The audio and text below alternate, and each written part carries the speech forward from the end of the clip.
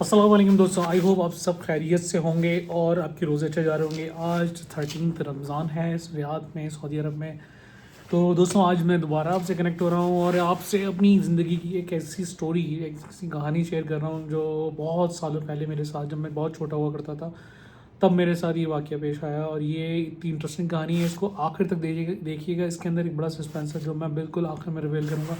तो कहानी को आखिर तक देखना बहुत ज़रूरी है, वरना ये बात आपके बिल्कुल भी समझ में नहीं आएगी। तो दोस्तों कहानी कुछ ऐसी है कि हम सारे कज़न्स जो कि बहुत पक्के दोस्त भी थे, हम तीन। तो आप भी होंगे ऐसी तरीके से, आपकी फैमिली में भी होते होंगे कुछ फ्रेंड्स ऐसे होते हैं, सर्कल ऐसा बन जाता है, एक छोटा सा ग्रुप जो बड़ा फेमस होता है पूरे ख़ानदान में। वो हमारा भी एक ग्रुप था, तीन दोस्तों का। तो हम लोग बहुत मस्ती मारते थे, मैं मेरा कज़न, हम लोग हर तरह से। जो वीकेंड होता था ना हमारा, जब हम, जाहिर सी बात है वीकडेज़ में स्कूल ट्यूशन हमें कभी टाइम नहीं मिलता था, लेकिन वीकेंड पे हमारी मदर फादर हमें अपनी खाला के यहाँ, कभी मामू के यहाँ, कभी चाचा के यहाँ छोड़ देते थे। तो ये मेरी खाला के घर पे मैं था और मेरे मामू का भी एक बेटा था, वो भी वहाँ, और मेरे खाले का भी एक बेटा था। हम तीनों बहुत पक्के दोस्त थे। तो हम तीनों अपना क्रिकेट खेल रहे थे गली में ना। तो क्रिकेट खेलते हुए मेरा एक जो बड़ा कज़न है, उसने अपनी पॉकेट से कहा कि मैं तुम्हें एक चीज़ दिखाता हूँ। मैंने कहा अरे वाह, क्या चीज़ है भाई, हमें भी दिखाओ। हम दोनों बड़ी तजस्सुस से उसके पास गए और उसने अपनी पॉकेट से एक 50 रुपये का, सॉरी, 50 रुपये का एक नोट निकाला जो जाली था, जो कि मैं और मेरे कज़न, हम दोनों ने जब देखा तो हमें वो बिल्कुल रियल लगा। बिल्कुल उसको हाथ में लेने के बाद, आगे मतलब पीछे चेंज करने के बाद, थोड़ा सा गौर करने में पता चला कि ये नोट तो जाली है। उस वक्त में कुछ इस तरीके के नोट आते थे जो बिल्कुल रियल लगते थे, चाहे आप उसको कहीं चला भी देना तो वो चल सकते थे, इस कदर वो रियल लगते थे। तो मैं और मेरे कज़न, हम दोनों बहुत हैरान हो रहे थे। तो इतने में उन दोनों को ना, मैं सबसे छोटा था, वो दोनों मुझसे बड़े थे, उन दोनों को पता नहीं क्या मस्ती सूझी और क्या उनको आइडिया है कि उन्होंने कहा कि ये नोट हम चला के चेक करते हैं और किसी अंकल को उल्लू बनाते हैं। मैंने कहा यार ये तो मतलब कोई सही चीज़ नहीं है, अगर हम ये करें तो वैसे भी ये गलत बात है। और मैं कि मेरी अम्मी और अब्बू और उनके भी फैमिली वाले, इतना हम पे प्रेशर होता था कि हम गलत चीज़ तो क्या, हम कोई नई चीज़ करने से पहले अपने पेरेंट्स से ज़रूर पूछते थे। तो उन दोनों ने ये कहा कि नहीं यार, हम ट्राई करते हैं। और मुझे इसके लिए वो सेलेक्ट करने लगे कि तुम चलाओ ये नोट। मैंने कहा नहीं भाई, अगर चलाना है तो आप चलाओ, मैं क्यों चलाऊँ। तो उन्होंने मुझे थोड़ा ना इमोशनल ट्रैप करना शुरू कर दिया, आप समझते हैं ना, करके। तो मुझे इमोशनल ट्रैप इन्होंने ऐसे किया कि बोलने लगे कि अगर तुम चाहते हो कि हम तुमसे दोस्ती ख़त्म ना करें और हमेशा के लिए तुम्हारे दोस्त रहें। अच्छा मैं बता दूं, मेरी एज उस वक्त थी 12 साल या 13 साल की, और वो थे 14-15 साल के ना। तो अब मैं उन्हीं के साथ रहता था, उन्हीं से चीज़ें सीखता था। वो मेरे लिए एज आ मोटिवेशनल, कुछ मेरे कज़न इस तरीके से थे भी बहुत अच्छे। हमने कराटे, जूडो कराटे साथ सीखे हैं, देन चाकू चलाना साथ सीखा है, हमने बाइक चलाना साथ सीखी है, हम साइकिल भी उन्होंने मुझे चलाना सिखाई थी जब मैं बहुत छोटा था, उन्होंने सबसे पहले सीखी थी। इसी तरीके से हम वीडियो गेम्स जो खेलते थे, गेम्स भी वही खेलते थे और मुझे लेके जाते थे और गेम्स भी मुझे खिलाते थे। और मैंने क्या क्या गेम उनके साथ नहीं खेले, और हम कहीं मिले ना मिले, हम वीडियो गेम पे ज़रूर मिलते थे।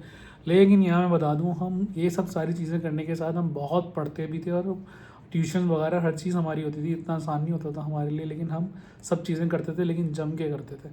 तो ये उस दौर की बात है। तो उन्होंने बड़ी कहानियाँ कर कर आके मुझे थोड़ा सा ट्रैप कर लिया, क्योंकि मैं उनकी दोस्ती खोना नहीं चाहता था। वो मेरे मोस्ट फेवरेट मेरे दोस्त थे और आज भी हैं मेरे लिए, वो सबसे हैं। तो मैंने कहा चलो ठीक है, मैं चलता हूँ, चलाता हूँ।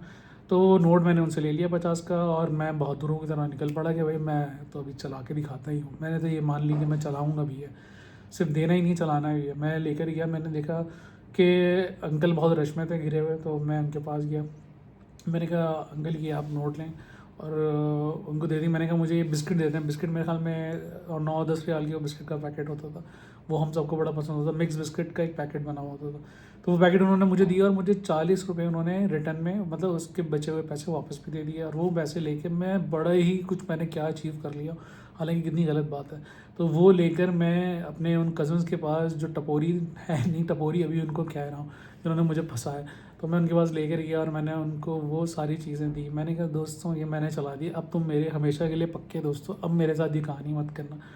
तो वो दोनों ने रख लिया, लेकिन एकदम वो दोनों चौंक गए ना। मैं उस तरफ शॉप की तरफ मेरी पीठ थी और मैं उनकी तरफ था, तो और वो मेरे से बिल्कुल सामने, वो शॉप की तरफ उनका फेस होगा। तो वो दोनों एकदम चौंके और भागने लगे ना। और मैं एकदम हैरान हो गया कि ये क्या हुआ, ये भाग क्यों रहे हैं। तो जैसे ही मैंने मुड़ के देखा तो वही अंकल जिनको मैंने पैसे दिए थे वो भागते हुए आ रहे थे। तो वो जब भागते हुए आए तो उन्होंने मुझे तो नहीं पकड़ा, लेकिन वो दोनों मेरे कज़न के पीछे गए, क्योंकि उन्हीं के हाथ में वो बचे हुए पैसे और बिस्किट भी उन्हीं के पास थे शायद। तो उन्हीं दोनों के पीछे, उन दोनों के पीछे भागे और कुछ ही देर में उन्होंने उन दोनों को पकड़ लिया। अब उसमें कहानी ये हुई कि मैं तो चलने बच गया, बचा या नहीं बचा, बचा तो नहीं बोलेंगे क्योंकि मेरी भी पिटाई तो बहुत लगी, लेकिन हुआ ये कि उन्होंने उन दोनों को पकड़ा। और जो एक मेरी खाला का कज़न वहीं रहता था, वो उनकी फैमिली को और उस बच्चे को, मेरे कज़न को अच्छे से पहचानते थे। तो सीधा उनका कान पकड़ के वो उनके घर पे ले गया और मेरी खाला के सामने, और मैं भी आहिस्ता आहिस्ता, मैं कहाँ जाता, मुझे तो जाना ही था, तो मैं भी गया और उनके पास मुझे मेरी खाला ने भी बुला लिया। तो वहाँ हम तीनों की बड़ी क्लास हुई और मुझसे ज़्यादा उन दोनों की क्लास हुई, क्योंकि पूरी कहानी जब उनको पता चली तो उनको ये मालूम हुआ कि मैं तो सिर्फ़ और सिर्फ इनके कहने पर इमोशनल होकर ये सब चीज़ें कर रहा था। बाकी ये है कि एक सबक मुझे सीखने को ये मिला इस सारी कहानी में, जो इसका रिवील और वो है, वो ये कि मेरी जो खाला और जो भी मेरे सब मतलब रिलेटिव्स हैं, वो आज तक हमें इस बात की कहानी हमें सुनाते हैं और हमें जो है वो मतलब हम पे हंसते हैं और हम शर्मिंदा होते हैं इस पे कि यार ये क्या हरकत की थी हमने। तो इस चीज़ में सीखने का ये है कि कोई भी, जितना भी आपसे मोहब्बत करता हो, जितना भी आपको अजीज़ हो, जितना भी आपको अच्छा हो, यार प्लीज़ उसकी गलत बात पे कभी मत जाए इमोशनल होके। अपना और अपनी मतलब एक्शंस का हमेशा ये ख्याल रखें कि इससे किसी को नुकसान ना हो। तो यही मेरी कहानी थी और मुझे अच्छा लगा आप लोगों को ये स्टोरी सुना के। और आप प्लीज़ मेरी स्टोरी को लाइक, सब्सक्राइब और बेल के बटन को ज़रूर दबाएं, ताकि मैं आपको और अपनी लाइफ से रिलेटेड और भी बहुत से एक्सपीरियंस है वो आपसे ज़रूर शेयर करूँगा। और बहुत बहुत सी वीडियोस बनाने वाला हूँ, जो कि मैं अभी तो अपने इस रूम में बना रहा हूँ, बाकी मैं जब बाहर निकलूँगा बहुत से ही रियाद में ऐसे प्लेसेस हैं, कुछ खाने की भी वीडियोस बनेंगी। तो अपना बहुत ख्याल रखें। Thank you so much for watching.